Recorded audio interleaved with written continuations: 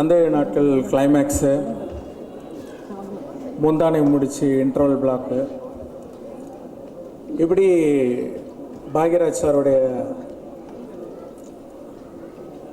திரைக்கதை பற்றி நிறைய பேர் பல சந்தர்ப்பங்களில் பல தடவை பேசிட்டோம்.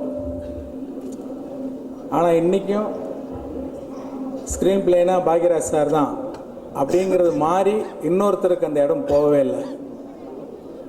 அதுதான் அவருடைய வெற்றி.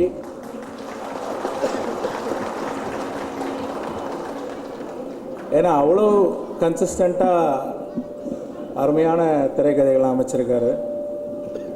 இதெல்லாம் தாண்டி அவருடைய அந்த பாக்யா பத்திரிகை நடத்துகிறப்போ அதில் ஒரு விஷயம் வந்தது, சந்தோஷத்திலே பெரிய சந்தோஷம் அடுத்தவங்களை சந்தோஷப்படுத்தி பார்க்குறது தான்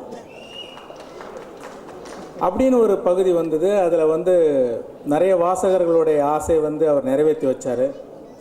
அதுக்கு ஒரு பெரிய மனசு வேணும், ஒரு நல்ல மனசு வேணும். அந்த நல்ல மனசு தான் இவ்வளவு திரைக்கதைகளை உருவாக்குறதுக்கு காரணம் நான் நினைக்கிறேன்.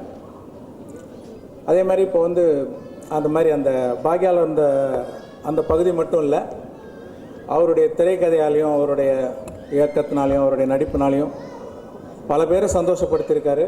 அவர் இன்னும் பல வருஷங்கள் சந்தோஷமாக இருக்கணும்னு நான் வாழ்த்துறேன். அவருக்கு என்னுடைய மரியாதைகள்.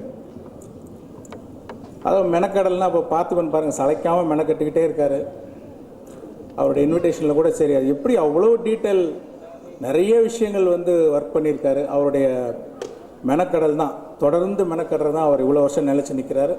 ஸோ அவருடைய மெனக்கடல் கண்டிப்பாக இந்த படத்துடைய பாடல்களையும் படத்தையும் பெரிய வெற்றியாக்க நான் நம்புகிறேன். வாழ்த்துக்கள், நன்றி.